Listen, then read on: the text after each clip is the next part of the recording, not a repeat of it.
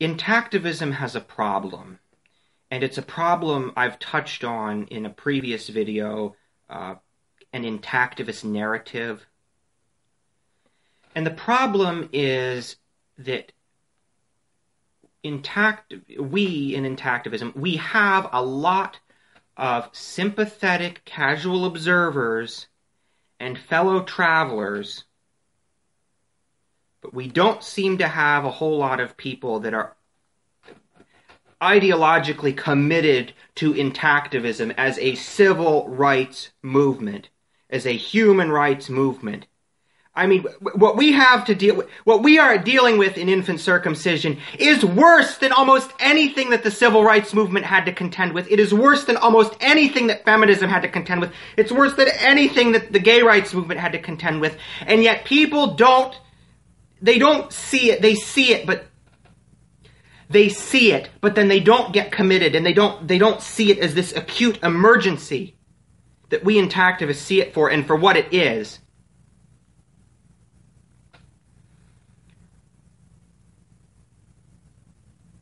I see it among intact men that I communicate with.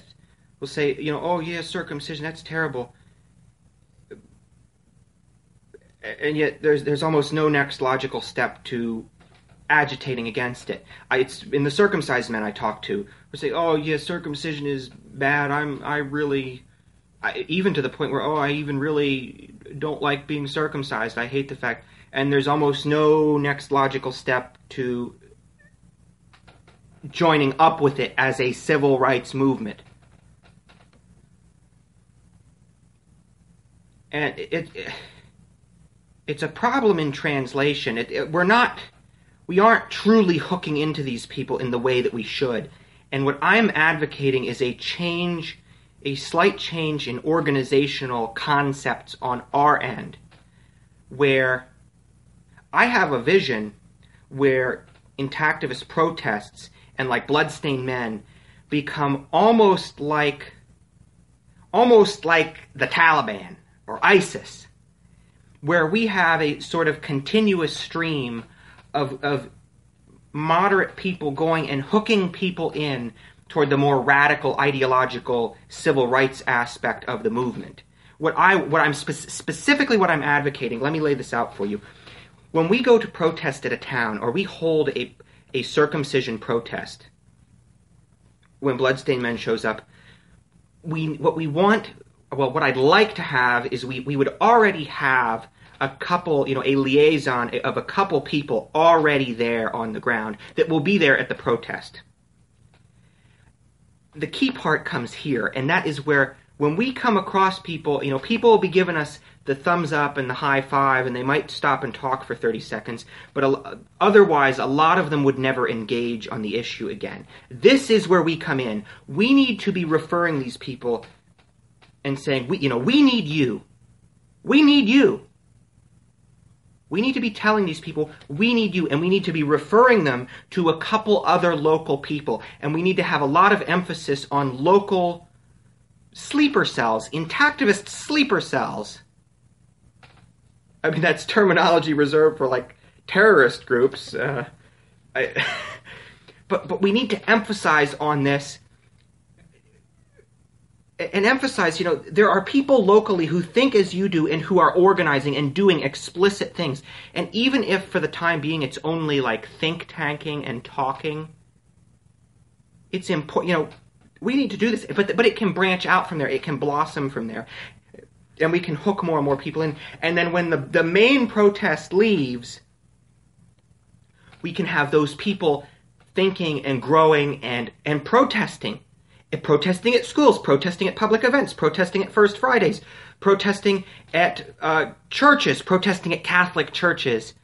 I'll probably post this video after I post my Catholic church protest video.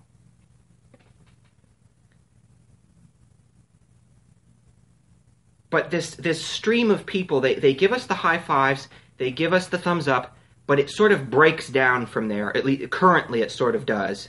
We need to aggressively tell them, we need you, and we need to hook them up with local organizations, and it would be harder Actually, it'd be probably a lot harder if we didn't already have one or two people already on the ground. But we need to sell this as a grave civil rights concern, and we need to hook them up with an existing community and radicalize them and bring them into the fold.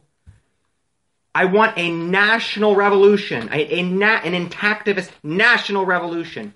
I want to bring the issue of infant circumcision to a fever pitch, and we need people to do it.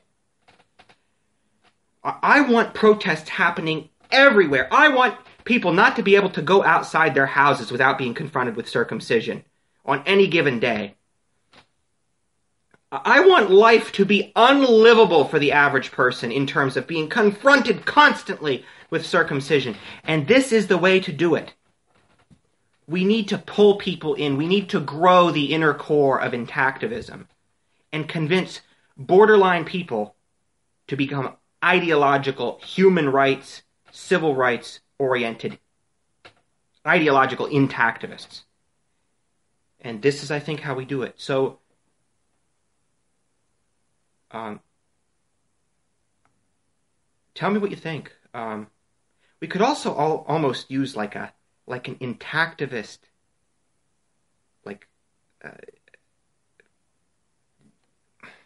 a place where you could see on a geographical map where other intactivist sleeper cells are. And I know Facebook functions sort of as a lot of meetups, but I mean almost like a Tinder or a Craigslist of intactivism. That could also go hand in hand with this as the idea grows. But guys, tell me what you think. I really believe these past couple videos, starting with my school protest videos, and then the solution to circumcision will not come from within the medical community videos, and this Catholic church protest idea, and now this intactivist sleeper cell recruitment idea. I think I'm on a bit of a roll of some of the more powerful ideas I've had, and I want you to tell me what you think, and talk about this in the comments section. So tell me what you think. Take care. Bye-bye.